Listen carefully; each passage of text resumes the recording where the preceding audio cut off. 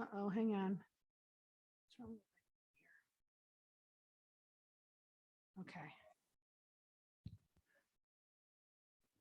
Do we have people online? Okay. Good afternoon. We're going to go ahead and start our board meeting. Sorry, we're a few minutes late.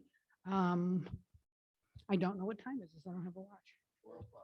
Okay, we're going to start at 4:06. Thank you, Doug.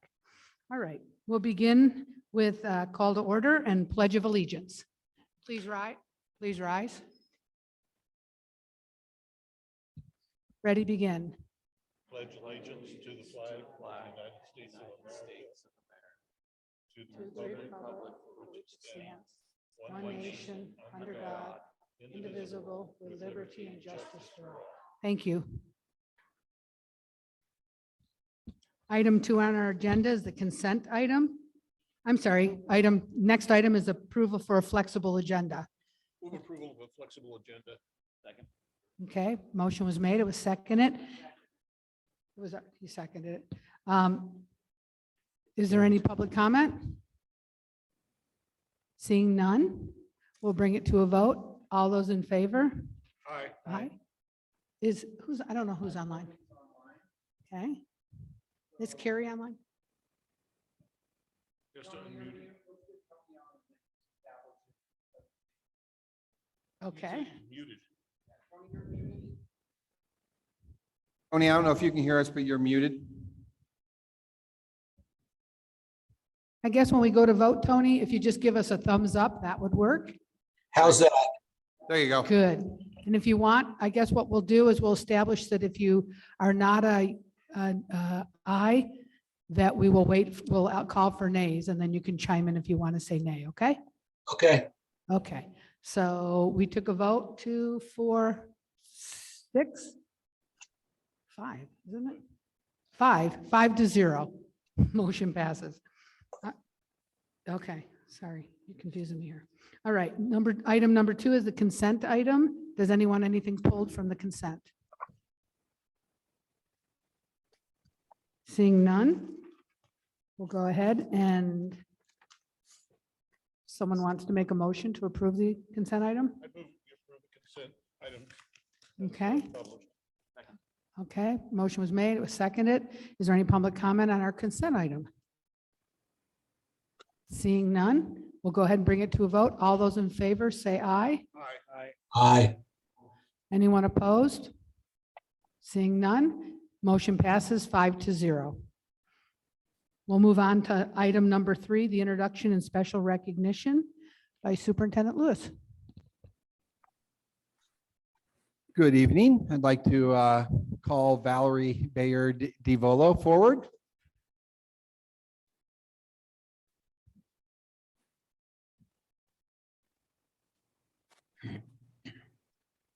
Perfect. Just get a stand right in front of us. So Goody, I would like to introduce to the board and to our community the new principal of Carson Valley Middle School, Valerie Bayard DiVolo. We'll get that a little bit quicker out of my mouth here, Valerie, over the next couple months. Obviously, we're very excited to announce Valerie as our newest principal at CVMS. Valerie is coming to Douglas County after serving as an assistant principal at Reed High School, where she has been for the past 6 years. Prior to that, she was an international baccalaureate coordinator and teacher at Worcester High School for 17 years. Valerie was a 2007 Milken Educator Award recipient, which is a prestigious national teaching award for academic excellence. She was also selected as the Washoe County Education Association most influential educator in 2009 and 2010. Valerie earned her bachelor's degree from San Diego State University in political science, her secondary education teaching certificate from the University of Nevada, Reno, and her master's degree in educational leadership from Grand Canyon University. Ms. Bayard DiVolo is a graduate of Reno High School and the proud mother of 2 sons. Valerie will also be celebrating a wedding to her fiance, John, this July. We are extremely excited to have Ms. Bayard DiVolo join Douglas County School District and lead the great students, staff, and parents of Carson Valley Middle School. Welcome. You're done. It's that easy. She actually also joined us this weekend in the parade. So she got to walk down Main 395 and learn a little history by Shannon Brown. So thank you, Valerie, for being here.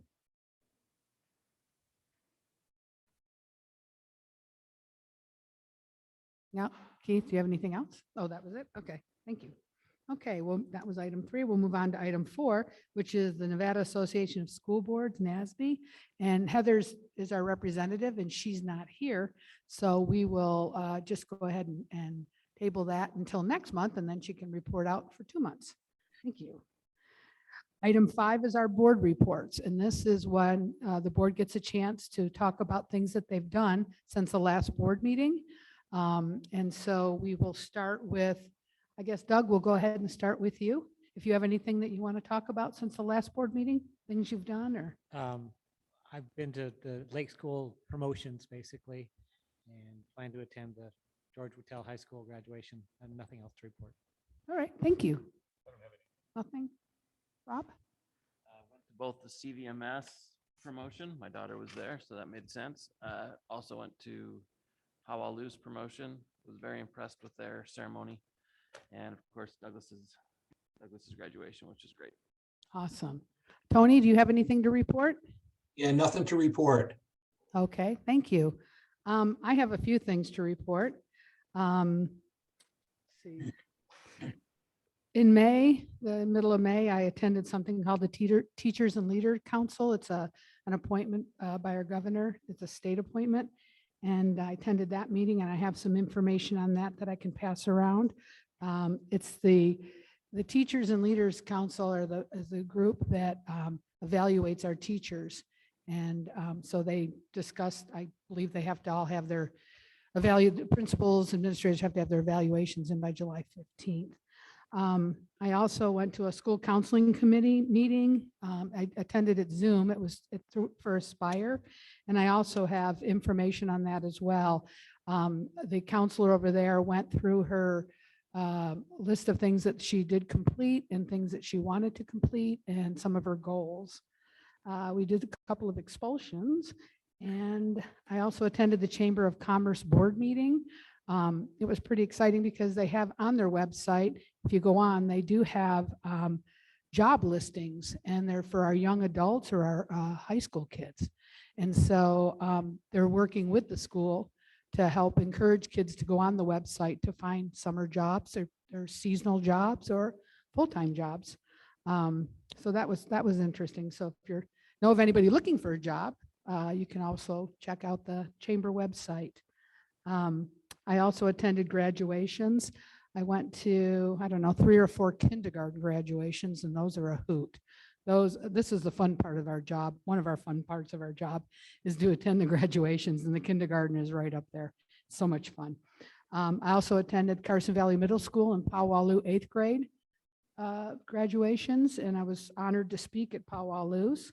I went to the high school, Douglas High.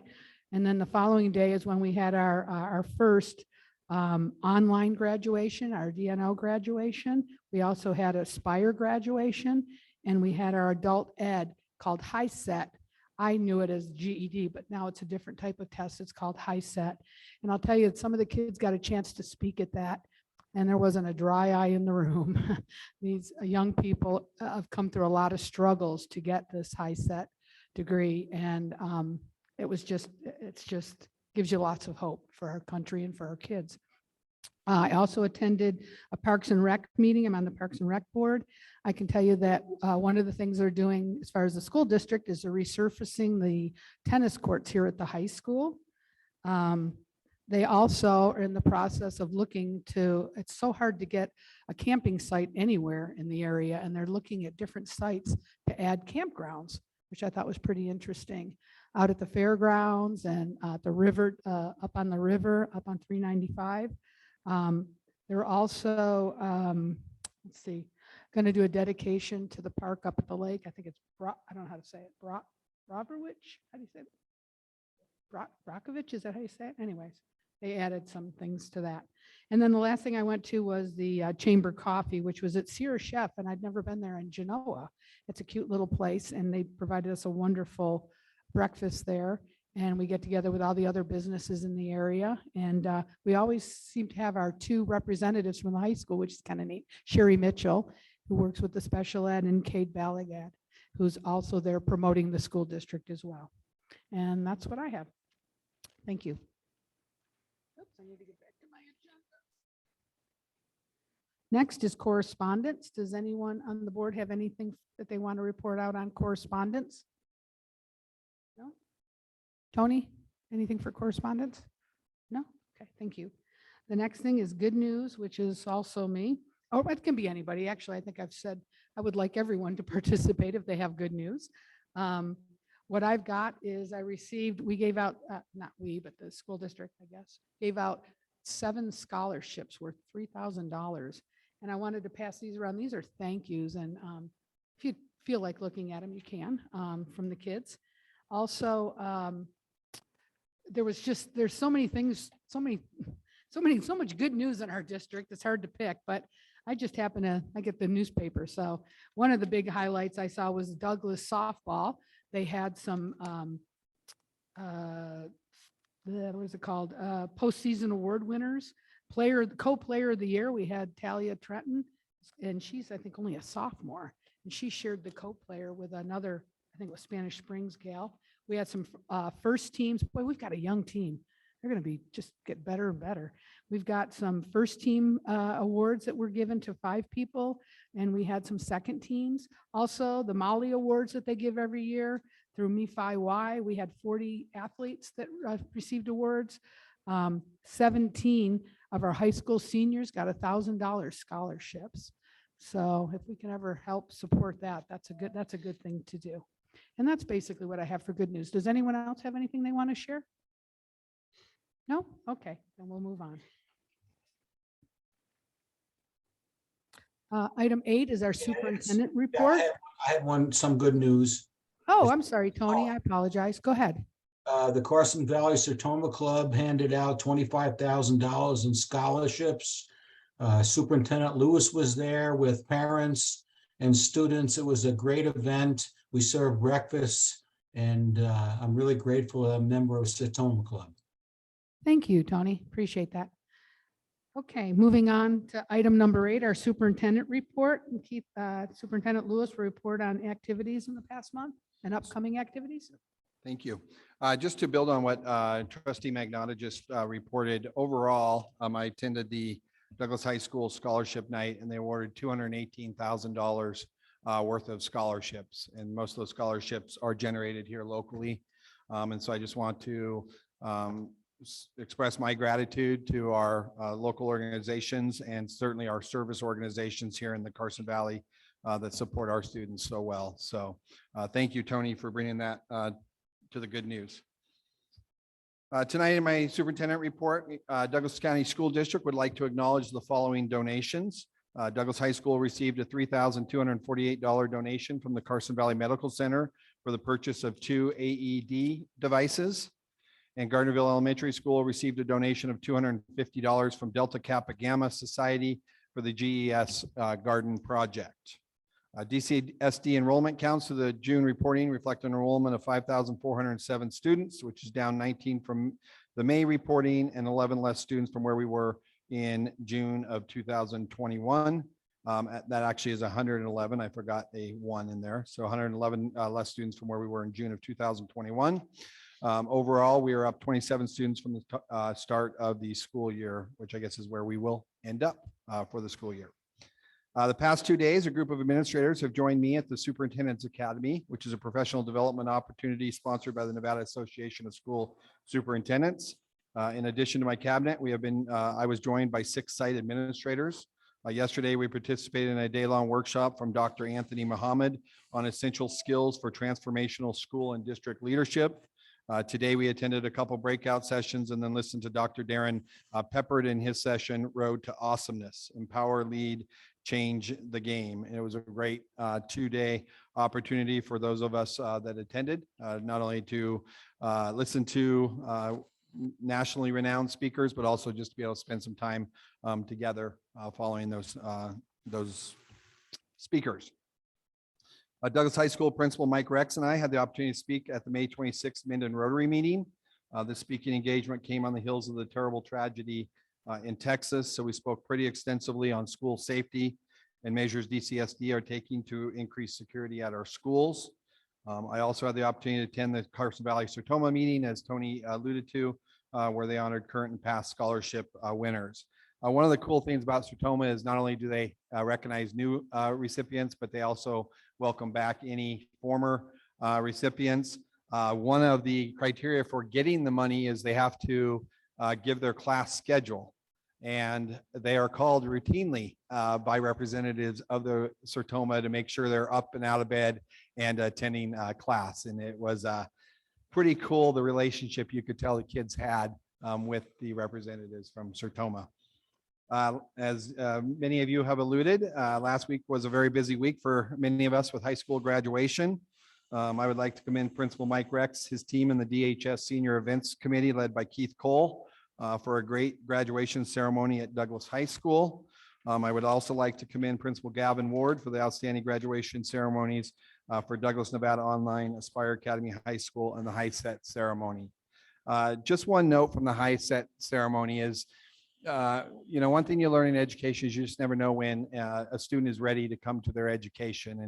And throughout that ceremony, I was looking at a young man now. He wasn't a young student anymore. And I just kept thinking to myself, I recognized him. And following the ceremony, he came up and he said, "Mr. Lewis, you were my principal at Powalloo. And the last time I saw you, I was driving away in a cop car." And he had snuck away from school and gotten involved in some things that he should not have been involved in. And so that was true, that he went away in a cop car. Never came back to Powalloo, went to Eagle Valley for the rest of his, for part of his 8th grade year. And then his father was deported to Mexico. And so he and his family went to Mexico, obviously with his father. And he's now 25 years old. When he came back to Carson City, they told him that he would need to repeat the 8th grade. And at that point, he decided enough was enough and he quit school. And now he's 25 and realizes all the things that he missed growing up, and has two brothers that are 10 and 11 and wanting to be that role model. And so it's an amazing story of perseverance and an understanding that at no time is it too late to come through and get your high set. So it was a great story and a great reason why we do that program and the adult ed program that we do here. And also just a note, we will be celebrating the Whitell High School graduation this Saturday morning up at George Whitell High School. As you noted probably from the email, we have postponed the second meeting of the Strategic Planning Committee, which was scheduled for this Friday, and we've rescheduled that to September 9th. We had several members of the committee unavailable, so I felt obviously this is a community effort, and I want to make sure that we have all representatives in the room, and so that's why we have put that off.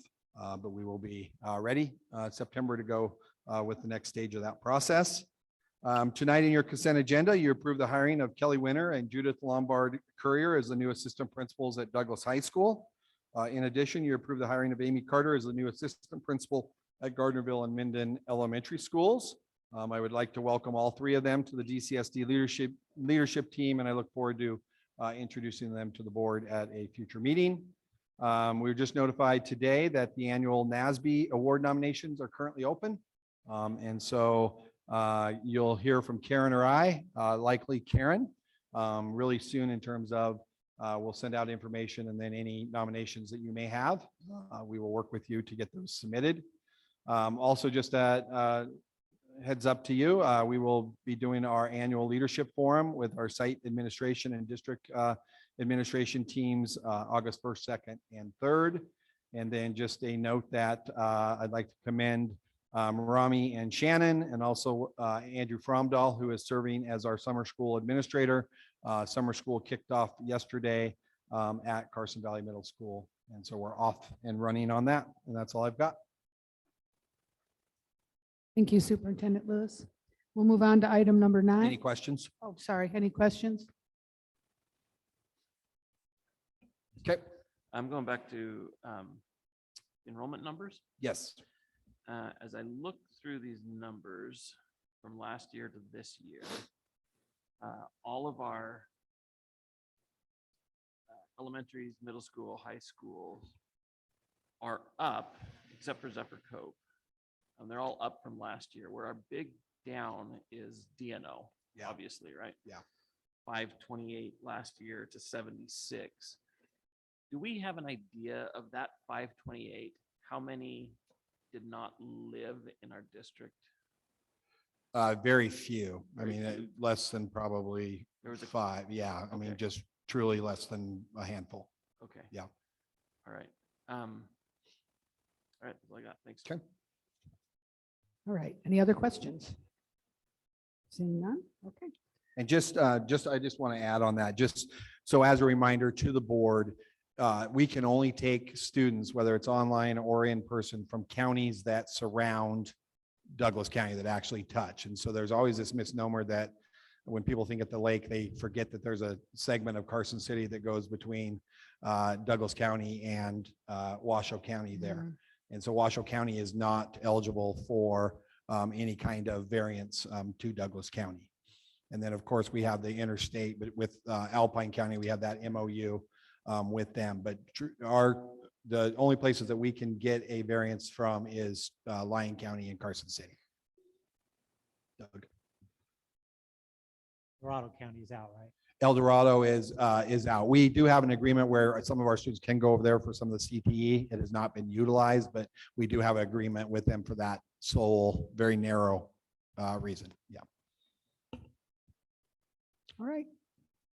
Okay, we'll move on. Thank you, Superintendent Lewis. Item number 9 is consideration of final 2021, 2022 budget amendments and augmentations. We have Sue here with us to speak. Okay, by statute, you know that if we have to file resolutions when we are either moving money around or if there's an augmentation where we actually receive additional revenue. The only thing that we're augmenting is the insurance fund that we are finding money from the general fund because of the lack of being able to hire. Is in this current year, we were able to move $1 million into our insurance fund because of the claims. And we were able to actually do that when we built the budget for next year. And so the only thing that actually changed is the salaries. We had a big reduction in our salaries because of that. And then, of course, as you are aware, the fuel prices are escalating at a rapid pace. And so we had to add some additional funds into there, as we had to do for the final budget for next year as well. And so those were the only places that we really actually took money from and added to, but the insurance fund is the only thing that we had to augment, and that was for the $1 million that we transferred from the general fund into the insurance fund. So, Okay, do we have any questions for Sue? Rob? So you said our salaries actually went down. They And that's did. a function of having openings.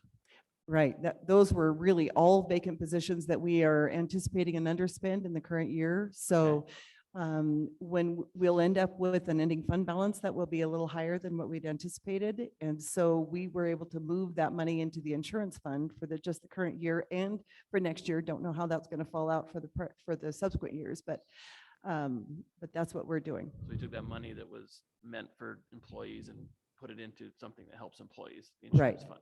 Yes, A lot has been made of the county right, employees getting a raise. right. If you went across the board on putting you on the spot here, Mhm. across the board, how much does a 1% raise cost us? Just For salaries and benefits, a 1% costs us about 500,000. $500,000? Yes. So, as you can see, the total salaries and benefits and stuff, if you were to take that across the board, now it may be a little less, it might be between 450 and 500, but it is close to 500,000 for a 1% increase. So 5% raise, $2.5 million. Yes. And in our budget, how much of our whole budget is salaries? 85%. 85%. Yeah. So what's the hard number left over of that 15%? That makes sense? Not the percentage. What's the number that's not salaries? You mean, what is it used for? No, what's the number? Like, how much money do we spend? Total revenue, what is spent on salaries. Okay, well, 85% of about a $65 million budget is really spent on salaries and benefits, Okay. which is about So 85% of that. 15% of 65. So you got Mhm. about $10 million. Right. So if we did 8% raise, that would be $4 million out of Yes. 10, be like 40% of everything we have left over. Can you speak More up or just a less. little bit, Rob? I'm really I'm having just- a I'm hard just time trying to- hearing. I've got it plugged here and It's it's just okay. not- It's okay. I've got the information I need. I appreciate it. I can chat with Okay. you more after. If we need No to. problem. Thanks. All right. Any other questions? Tony, do you have any questions for Sue? No? Okay. Anyone else? All righty. All right. So we have a recommendation. Does someone want to make? I go ahead and move that we approve resolution number 22-02, resolution to amend the general fund for fiscal year 21-22, Okay, I need a second. as submitted by Business Services. Okay, second has been made. Is there any public comment on this? Seeing none, we'll bring it to a vote. All those in favor, say aye. Aye. Aye. Anyone opposed? Seeing none, the motion passes 5-0. We have a second resolution that we need to vote on as well. Someone like to make a motion? Oh, I'm sorry. Was that the first one that you talked? I thought you Yeah, encapsulated both of 22-2 them. is the one, but you have to do a vote. You have to do Oh, both. yeah, but you talked about both, right? Yes. Okay, so The we're other one ready is to the make the insurance motion. fund, yes. I'll Right. go ahead and move that we approve resolution number 22-03, resolution to augment certain funds for the 21-22 fiscal year as submitted by Business Services. Okay, motion was made. Do we have a second? Okay, any public comment? Seeing none, we'll bring it to a vote. All those in favor, say aye. Aye. Aye. Anyone opposed? Motion passes 5-0. Thank you, Sue. Thanks. Okay, we'll move on to item number 10. And that would be our approval of board meeting dates and locations for the 2022-2023 school year. It's for discussion and possible action. Does anyone have anything they would like to discuss about these dates? I'd like just to point out real quickly that we would be moving the November date. That would be the third Tuesday. Since the second Tuesday is an election night and people may be busy, we figured it might be best to move that off of that date to the 15th. And then I believe the rest of them, with the exception of May, Mhm. which is always off set, are the second Tuesdays of each month. Tuesday, 21st. No, actually, we've made the change. I just wanted to point it out to you. So the date on here would be the date we'd have the meeting. Yep, November 15th. Yeah, it would have been the 8th. The 8th. Voting would be on the 8th. Okay. Any other comments, questions? Okay, would someone like to make a recommendation? Yeah, Make the motion that we approve the board meeting dates and locations for the 22-23 school year. okay, motion was made, it was seconded. Is there any public comment on these, on the dates? Seeing none, we'll go ahead and bring it to a vote. All those in favor say aye. Aye. Aye. Anyone opposed? Motion passes 5-0. Thank you. All right, item number 11 is the annual renewal of district property and casualty liability insurance. And I believe, Joe, are you going to help with that? And then is Brandon here? Yeah, I'd like to actually make a couple introductions.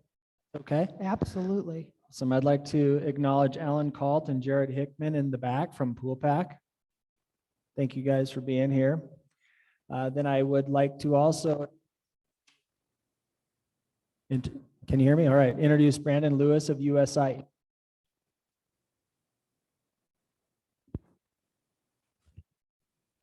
Sorry about that.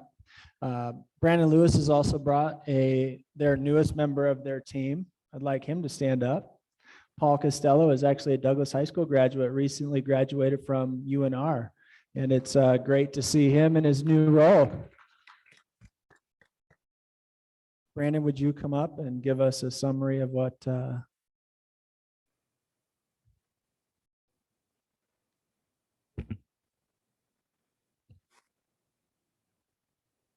Thank you very much, Mr. Gardner. If it pleases the board, I'd like Mr. Colt had just a brief announcement from the pool, if that's all right. Sure. Thank you. I'd like to give a shout out. Douglas County has taken a leadership role in school weapons detection program. They went to our school safety conference that we had hosted in Reno through Safe School Operations, Jeff Case Company. And they demonstrated these weapons detections. Superintendent Lewis filled out and Shannon filled out an application, a grant application to have the pool help buy those. We participated in that. We've worked with their staff to implement that program as a model program for the state. And, you know, Douglas County takes a leadership role in a lot of ways, and that's just one additional way that you may or may not be aware that they've stepped up to the plate. They're going to help not only school safety in Douglas County, but as we roll that out to the other rural school districts, you know, it's been a big pain for Shannon and his folks and Superintendent Lewis, but it's making a difference, not only here in Douglas, but also in the other rural. So just want to give a shout out to you guys for doing that. It's a great program.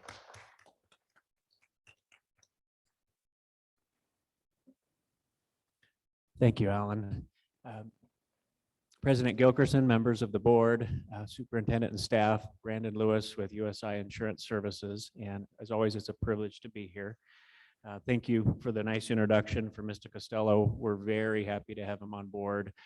It's a 2-year graduate training program that our company sponsors. And it's similar to when I started in over 20 years ago. So it's exciting for me to see that carry on and especially have him come on board. We're very excited. For this item, for the property and casualty renewal with the Nevada Public Agency Insurance Pool, for which Mr. Carlton Hickman are here to represent. I believe in the agenda item was provided their renewal proposal. So I'll just provide a brief overview of that. And if you have any questions, I'll be happy to answer those. In the first couple of pages, you'll see the coverage summary. No major changes on the property. The pool continues to provide a $300 million per occurrence loss limit, and that's per a schedule that we review with district staff each year for the renewal.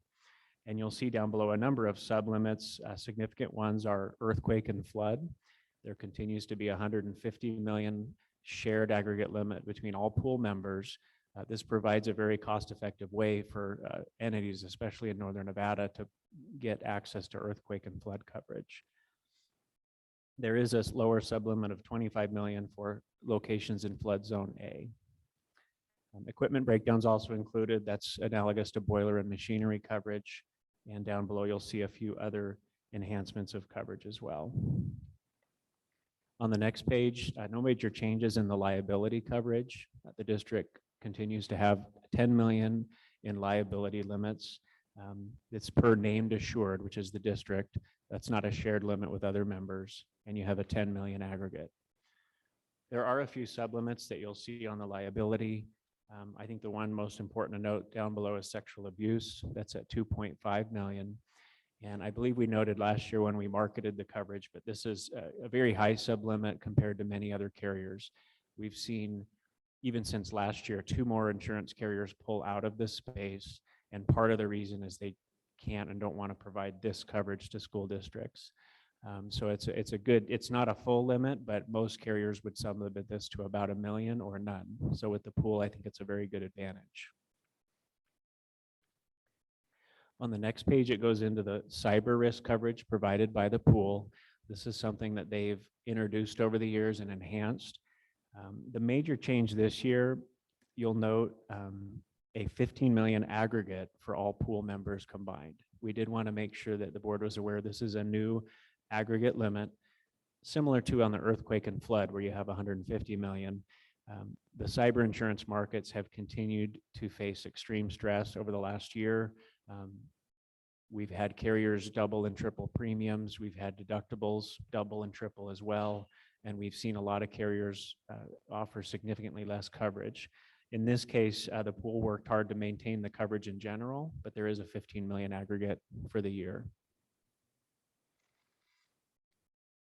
And the next page goes over environmental liability coverage provided by the pool. I don't believe there are any major changes here.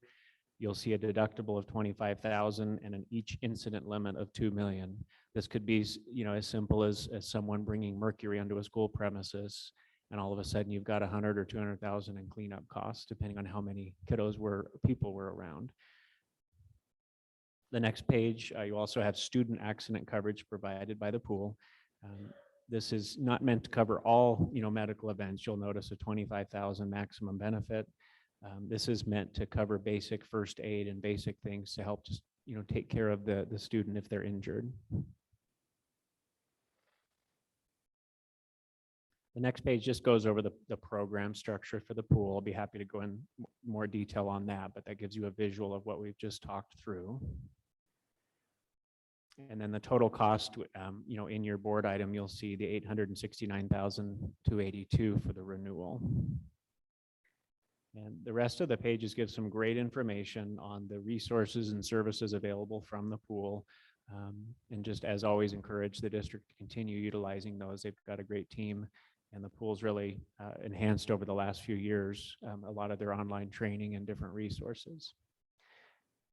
I believe this item is limited to the pool renewal, so I'd be happy to answer any questions on that. Does anyone have any questions? Tony? No. Thank you. Doug? Go ahead, Just Doug. want to be clear, this 869,000, that's the amount we're paying for insurance? That's correct, sir. For the Yes. year. All right. Let's see, guess we need to have a motion made or recommendation. Go ahead and do it. Move the district, renew district's property and casualty liability coverage to the Nevada Public Agencies Insurance for the period of July 1, 2021, June 30th, 2022, as presented.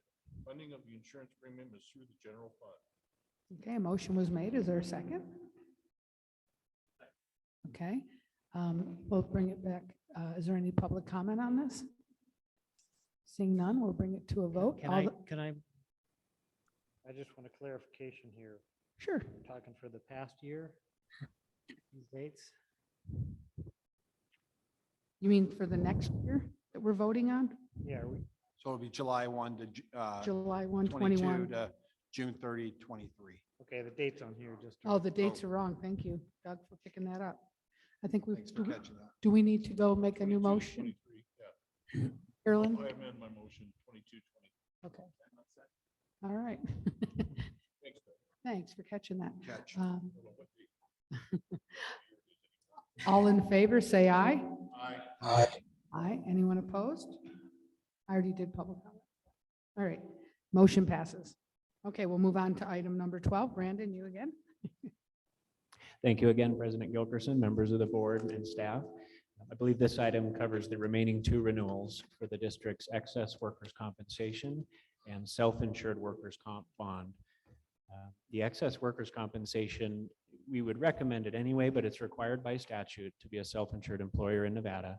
And this provides coverage excess of the district's self-insured retention, what the district takes care of for, any occurrence of a workers' comp claim, whether it's one employee or multiple in one incident. Our proposal document, I believe, was provided for this one. And if you look at page 7, it has just a broad overview of the excess workers' comp renewal. Last year, we marketed the coverage because your prior carrier, Safety National, was increasing their minimum premiums significantly. At first, they were bumping them up to 150,000. We were able to push them back, I believe, to 100,000, but that's still a lot more than your current premium in this, low 60s. So last year, we switched carriers after we marketed the coverage to US Specialty, which is with Star Insurance Company. And this year, they offered us a very favorable renewal. We're not seeing significant increases in this space, which is nice because we are seeing challenges in other areas. But you'll see toward the middle of the page, the premium rate increased a bit, and the premium renewals at $64,649. This is at the district's current self-insured retention of $400,000, which we recommend maintaining. The underwriter provided 2 other options to increase your retention, how much you'd have to pay for every occurrence and claim.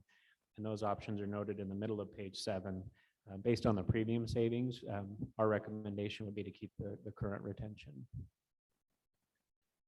The second part of the renewal is back. There's just a little info back on page 4 in the premium summary, and that's your self-insured work comp bond. So in order to be a self-insured employer in Nevada, you have to either put up cash, collateral, or a bond with the state of Nevada Division of Insurance. And each year they'll review your loss runs and tell the district and us the amount so we can adjust it. So this bond meets that statutory requirement for security, if you will, to be a self-insured. And the bond amount is currently at $222,000, and that premium remained flat at $4,995. This is still with your prior insurer, Safety National. We didn't need to move it because they wanted to keep it last year, so they kept the rate flat this year. Be happy to answer any questions. Does anyone have any questions for Brandon? Tony? No.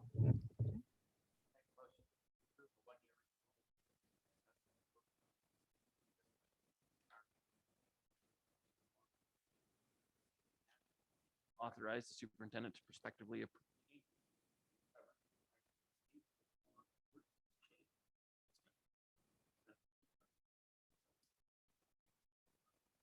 Motion was made. Do I have a second? A second. Okay, we'll bring it to public comment. Is there any public comment on this item? Seeing none, we'll bring it to a vote. All those in favor say aye. Aye. Aye. Anyone opposed? Motion passes 5-0. Thank you. Thank you, Brandon. Thank you very much. We appreciate your business. Mhm. Thank you to USI Insurance Services Pool Pack. Congratulations. Okay, we'll move on to item 13, is designation of position as critical shortage need. Joe, you're going to lead us on this one? In a row. So I've brought many of these before you the last several months. This one is a little bit more of a broad ask. We're asking that we have the ability to list all secondary teaching positions as a critical shortage position. The reason for this is we have been fairly successful in filling most of our elementary positions and getting a number of applicants for those positions. We're struggling at the secondary level in many different content areas, math, science, CTE. And so the hope is that we can start listing those positions as critical shortage and start filling some of the positions that have been open for over a year now. That one of those would be our automotive position at the high school. So the goal would be to now post these positions as critical shortage and potentially get some retirees to come fill those spots. All right. Any questions or comments? Rob, sorry. I just have a general question about this whole process. We've always been a little more narrowly tailored than this, and now we're going pretty big. This is required by state law that we do this, It's required by PERS. by So this PERS. is a PERS Okay, exercise.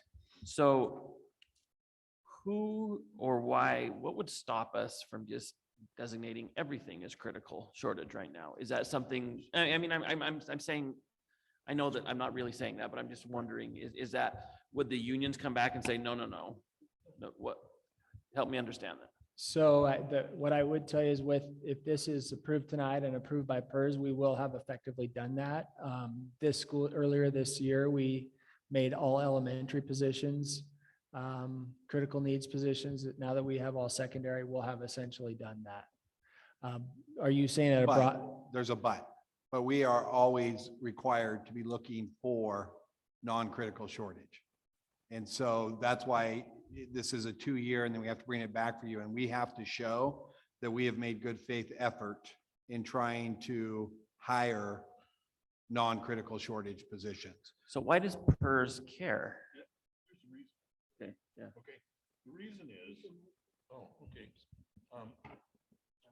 the reason PERS cares is because those people that are going under critical need are already getting retirement, and they're not paying anything more into retirement to the PERS system. And PERS wants new employees and new money coming in for their retirement. So that's the reasoning for it. So these, okay. don't have to send.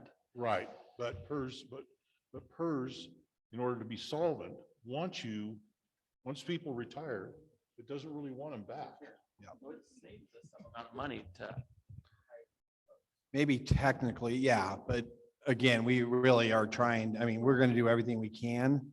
This is the last step that we would take before, this is a better option than a long-term sub in a position. So I think that, yeah, so what you're saying is correct. So can I get clarification then? So we go ahead and approve this. This will take place for next year, 2022, 23, and 2023. It's for 2 years. And we did the elementary level last year. Are we staggered or? Early, well, I don't remember. we did it earlier this school year, but I guess the way we've done it as need has arisen. So when we can't fill positions, we post them because of what Ross talked about. We are required to continually try to hire non-retirees. So we've done it on a case-by-case basis. We feel we've gotten to the point where our needs are so broad that it makes sense to bring entire groups forward, secondary teacher, elementary teachers, special ed teachers, so that as we have needs, like we have great needs right now, we can post all those that we have a need or a concern and hopefully fill with retirees. Okay. Well, And there is another step in this. So if you approve this as a board, then it goes to PERS and they have to approve it. So there could be a chance that they say, no, this is too broad. Yeah, too overly broad. And so we were just having this discussion. In fact, the state superintendent did tell the superintendent she didn't know why we hadn't done all positions just across the state, obviously. Yeah, so one district got other information. Our elementary broad was accepted. One district was told they needed to narrow it down. So we're going to go broad. We could be coming back and with a little bit more narrow focus and specifically naming those positions, but we're going to attempt broad first. so does it hurt us? What's the process? Like, how long could this push us back? I mean, we're already into summer. If they say no, how quickly does that come back to us? How quickly can we change it? July. We'd have it at the next school board meeting. Okay. They and you feel respond like to that's us enough? quickly. You ready? I'll make a motion. any other questions? Seeing none, go ahead. Board approve the request shortage of all secondary teachers as critical shortage need. Motion was made. Second. Second was made. Any public comment on this? Seeing none, we'll bring it to a vote. All those in favor, say aye. Aye. Anyone opposed? Motion passes 5-0. Thank you. All righty, next we move on to item 14. And this is the superintendent contract revision. It's for discussion and possible action.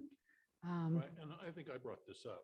Okay, Okay, well, we've got a regular contract that we had with him, and then we've got a first agreement that restates the contract and oh, it is on. Oh, I'm sorry. Yeah, we've got a first contract that we signed with him. We've got a second contract that we've signed with him that restates the position and extends it, and a third contract. I think that instead of going down this road, there's some things that in the first contract that I think that we might want to look at, and I suggested a committee and redo the entire contract as a number one.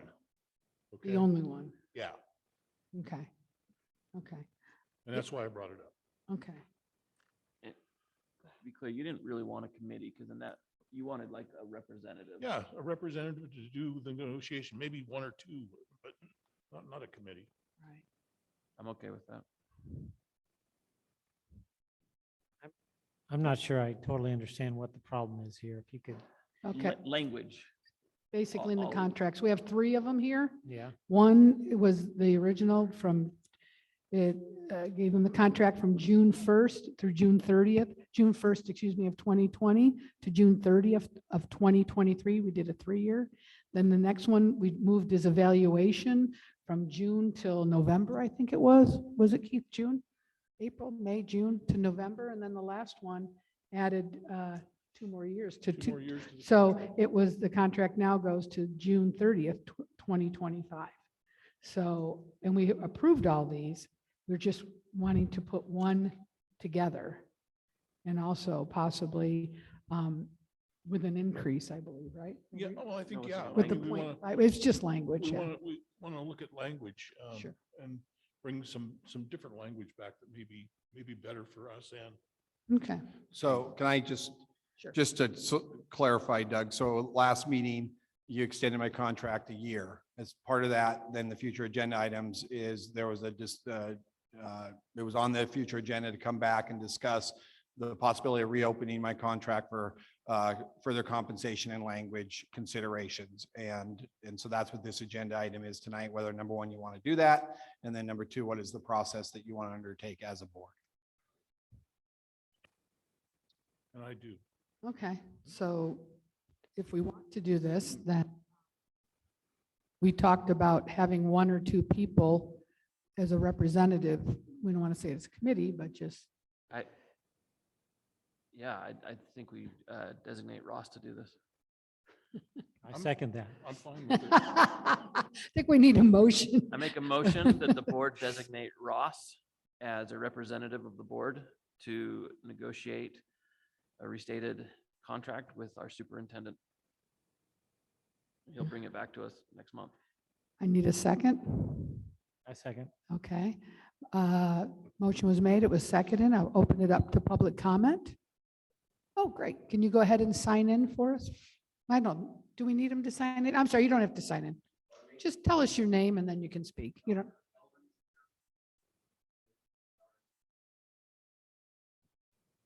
Oops. Thank you, Dr. Henderson. Go ahead. Get used to this again. Dr. Eldon DeVere Henderson. I've been a resident here for 11 years. And I have been in the past involved heavily in education. I have a PhD in system engineering, a master's from Stanford University in aeronautical engineering. And I was on the Air Force Academy faculty teaching in the mathematical sciences department for 3 years. So I'm familiar with education. There is, in my opinion, quite a bit of consternation in the community about, and we'll see as time goes by. And I, in the past in Monument, Colorado, was heavily involved in dealing with a school board and a superintendent that were not functioning in satisfaction with the parents. And I have a widespread concern. I'm getting a lot of feedback that that's the situation today.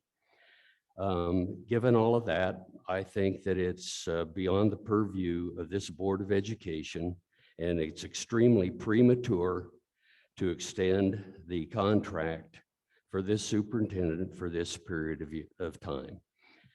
There's too much going on right now in terms of what the future of this board is and where this school district is headed in terms of how we're going to teach our kids.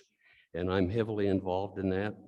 I have been, as I suggested in Monument, Colorado, we had to replace a school board and we replaced a superintendent to get a functioning organization. So I object at this point in time, at least until this election in November, to extend, and it's nothing personal for this gentleman, but I object strongly to this board extending a contract to 2025. It's beyond your authority. And if you do it, I think you're going to have some legal challenges. I think there are some legal challenges pending because of the refusal of this board to release the curriculum on EPIC learning. So this is not a threat, it's just a statement that it's premature for this board to extend a contract now to this superintendent or any superintendent. He's doing what he's told to do. The teachers are intimidated because they are being told what to do. So enough of that, but I want to go on record Dr. Eldon DeVere Henderson as objecting strenuously to extending this contract to 2025. All right. Thank you, sir.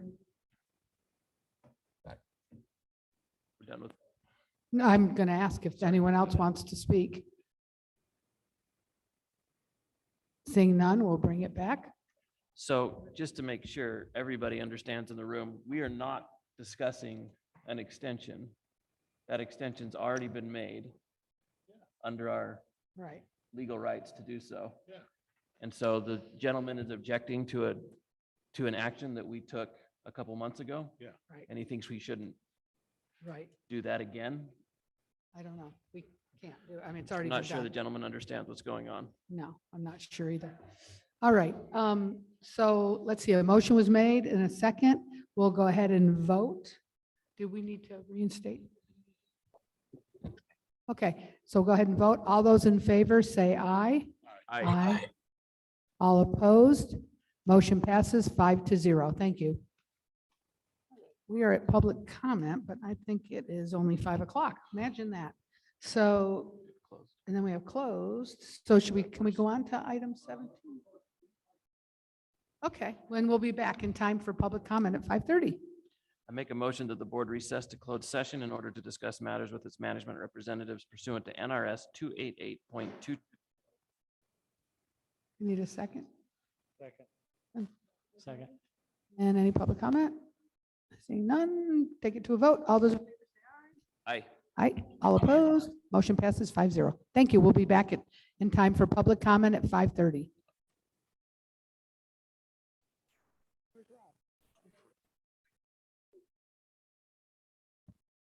All right, we'll begin our meeting. So we'll move on to item number 17. Item number 17, negotiated agreement with the Douglas County Professional Educators Association and Douglas County Support Staff Organization for discussion and possible action. Mr. Lewis, Superintendent Lewis. All right, so thank you. Before you tonight is a proposed 1.5% salary increase, which would be effective July 1, 2022 for our 260-day employees, or August 1st, 2022 for all other employees. So our employees do work on 2 different calendar years, depending on how many days they work for us. So as part of a memorandum of understanding with Douglas County Professional Educators Association and the Douglas County Support Staff Organization, we propose this salary increase. The total increase for the Douglas County Professional Education Association would be $464,697, which includes benefits. And it would be for the Douglas County Support Staff Organization, $158,416 for a total of $623,113. Any questions? Seeing none, we'll move to someone to make a motion, a recommendation. We approve the agreement on salary increase with the Douglas County Professional Educators Association and Douglas County Support Staff Organization. Need a second? Okay, any public comment? Seeing none, we'll bring it to a vote. All those in favor say aye. Aye. Motion passes 5-0. Thank you. Item number 18 is meet and confer agreements. All right, so you just approved our agreements with our our collective bargaining groups. Now before you is an agreement with our meet and confer groups, which includes the Douglas County Administrators Association, the classified supervisors and professional employees, confidential employees, and the DCSD cabinet. The total cost of this agreement is, and once again, we're proposing a 1.5% salary increase effective July 1st, 2022 for all these employees. The cost of this agreement would be $42,096 for the Douglas County Administrators Association, $19,420 for the classified supervisors and professional employees, $4,312 for confidential employees, and $14,006 for DCSD cabinet, for a total of $79,834. Any questions? Seeing none, Right. recommendation. I move that we approve the agreement on a salary increase with the Douglas County Administrators Association, classified supervisors and professional employees, confidential employees, and DCSD cabinet for 2023, 2022, 2023. Motion was made. Is there a second? Second. All right. Any public comment? Seeing none, we'll bring it to a vote. All those in favor say aye. Aye. Aye. Anyone opposed? Motion passes 5-0. All right, we'll move on to item number 19. prepare Possible items for future board meetings. Number 4 can go off. 'cause Yeah. we just did that. Right, number 4 is done. So we have 3 on here. Does anyone want to add anything else on to our requests for our future agenda items? Rob? I do. I'd like to have a discussion about possibly creating a hotline or reporting system for students, parents, community members, if they want to report anything that they find inappropriate in classrooms. Don't we already have that with We have Safe Voice, the voice? Yeah. but I think this would be a little more. Yeah. I think there's a difference, yeah. I've talked with Keith about this a little bit, about creating a distinction between the two, and Should we use the same, structure that we have? So if, do you care if I, okay. So kind of what we've discussed is there have been some recommendations and just with some other superintendents I've talked to in terms of, when you're in a situation like we are right now, there's a lot of misinformation out there. And people within our community may hear something and be confused. And so maybe a little bit even more expansive to, you hear something, Doug, and you want to get more information. And so you could call into this hotline or some kind of online reporting that you could seek clarification. This is what I heard. Can you provide information on that? And then district staff would then respond within a timely manner. Could also be, something happened in a classroom. You want us to look into it. That is a controversial issue. So it would definitely be different than Safe Voice, because Safe Voice is a state platform for anonymous reporting. We wouldn't want this to be anonymous because we would want to be able to, get back to someone with information. So that I think is what you're kind of talking about, right? Could this be something as simple as an answering machine? So Could be, that. could be. so Could that be, we yeah, Just listen yeah. to it, they leave their number and call back? Yeah, or we may be able to dedicate a line, yeah, that goes into our phone. And I haven't had any chance to talk to John, who's sitting over here, probably looking at us. I'll second. it. Okay, so. I'll second it. Was a motion made? It wasn't a It's just motion. a- it's just an agenda. Oh, just, I'm Yeah, sorry. so this needs 2, yeah. Okay, all right. So we'll put that on for future item. Anything else? Tony, do you have anything? No. All right, You got 6 minutes. You gotta kill 6 minutes. all right. We have to wait until 5:30 for public comment. I have it's 5:23. Do I have a different time than you? Just my watch.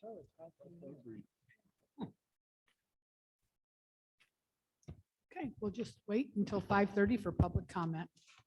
Is there anybody online? Okay, great. Not yet.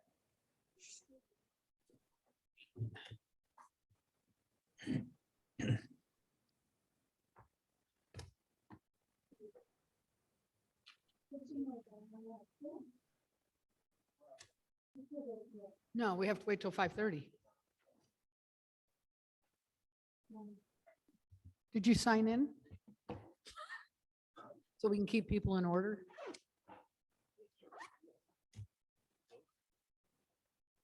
Start at 5:27. Are you, Carol, before we start? Can we Yeah. start early? Look, as long as you keep it open till 5:30. Okay. Rami, we're going to go ahead and start public comment, and we will leave it open till 5:30 at least. Okay, so go ahead and please state your name for the record.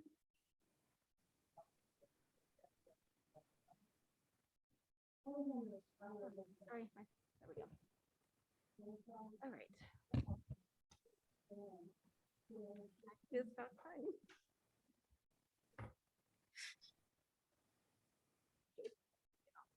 time.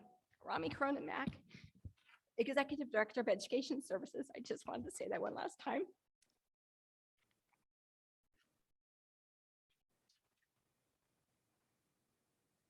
I want to thank you guys, the Board of Trustees, for the opportunity to serve the students of DCSD for the last 30 years. I'm a lifelong resident of Douglas County and a student of Douglas County School District, graduate of George Whitall High School, as many of you know. And I've certainly seen a great deal of change over that time, lifelong time. But one thing that's never changed here in DCSD is the high caliber of educators who come to our district to serve students. It has been an honor to work alongside these quality people who do everything they do with students at the very center of decisions and actions. In my 30 years, I've had many opportunities to teach and lead, but mostly to learn. That's what we do as educators. We're constantly learning. From my years teaching students, I've learned to teach them to find their voice. As my deceased husband, Nichols High School teacher and debate coach Marty Cronin was known to say, speak your mind, even if your voice shakes. Speak your mind. I've also navigated a mercury spill at Paul Wallou, which still causes me PTSD every time somebody talks about mercury, which was earlier tonight. That led to 6 days of school closure, superseded only by a pandemic, of course, which closed our schools for only 3 months. And it has certainly been a wild ride, but extremely rewarding. And I say rewarding because number one, this profession is about people and helping people find the doors that only education can open. As the daughter of 2 public school educators, I am very proud that this great nation that we live in believes in providing high quality public education to every single child. And I'm also very honored to have had the chance to play a role in providing that for students in DCSD. Sorry, I didn't want to cry. Excuse me, that was terrible. Finally, I want to remind you that I leave behind the strongest possible team of educators who share these values and beliefs. And I beseech you, do not allow the uninformed, politically motivated individuals in this community to sway you into believing that this executive cabinet and this superintendent have anything other than the best interests of students at the center of every single decision they make. The road ahead will be very challenging, folks, especially in this political climate. Please do not waver. Keep students at the forefront of what you do. I appreciate your time, and I'm honored to have served. Thank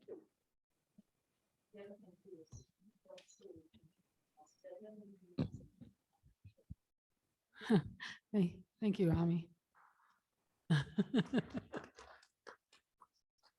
Okay.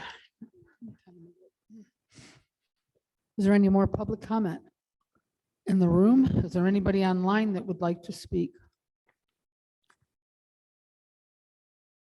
About a minute. Okay, let me know when it's time. All right, great.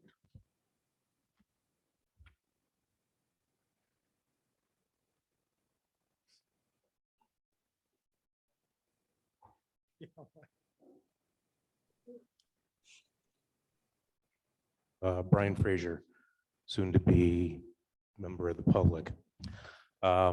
Just thank you. I've been here 26 years.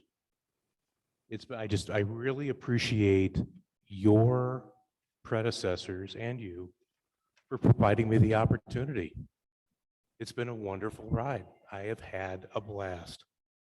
I look back, it's actually been 36 years in education. I worked 3 years in higher ed, not as a professor or anything, but supporting in the College of Education back in Ohio. I had a chance to work with 36 school districts during that time. My father served for 32 years on a school board, actually simultaneously with another school board for CTE, Joint Vocational School District, for 19 of those years. So I know what you need to do. I know what these people need to do. Okay? Keep your eye on the prize, folks. Somebody very, very wise, when I first got hired here, told me, we're a progressive district that does not jump on every bandwagon. What we pursue is thought out, research-based, and in the best interest of the Douglas County School District students. We don't ride and hitch our wagon to things that are nationally prevalent. What is in the best interest of Douglas County students? So thank you to Keith and your predecessors. Thank you to Joe and your predecessors for allowing me to be a part of this. I've had a blast, folks. Assistant principal, C.C. Manili Elementary School. What a dream job. Then principal at Manili. My God, I was riding high.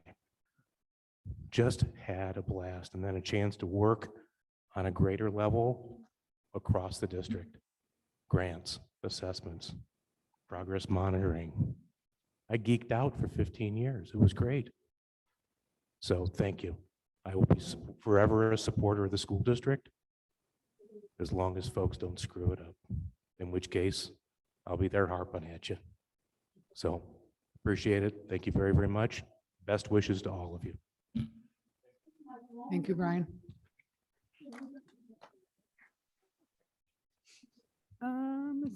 It's after it's 5:31. Anybody else? Wendy? No? Okay. Keith? I probably can't even make an attempt. Maybe you should do it, Joe. The knowledge sitting behind me that tonight is an end of amazing careers.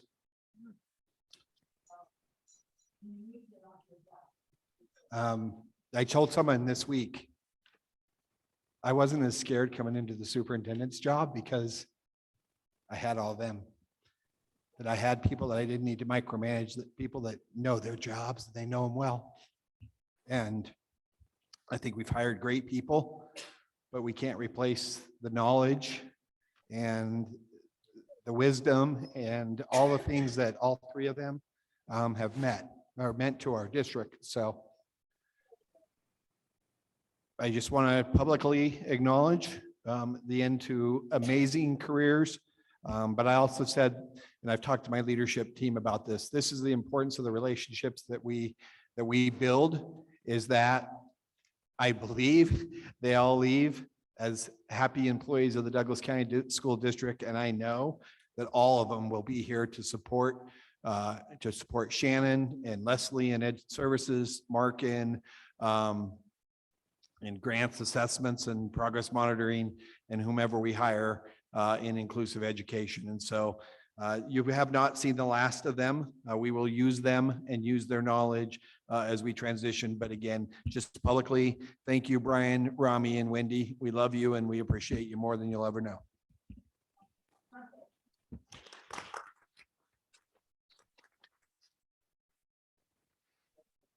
Thank you. It is 5:33. Meeting adjourned.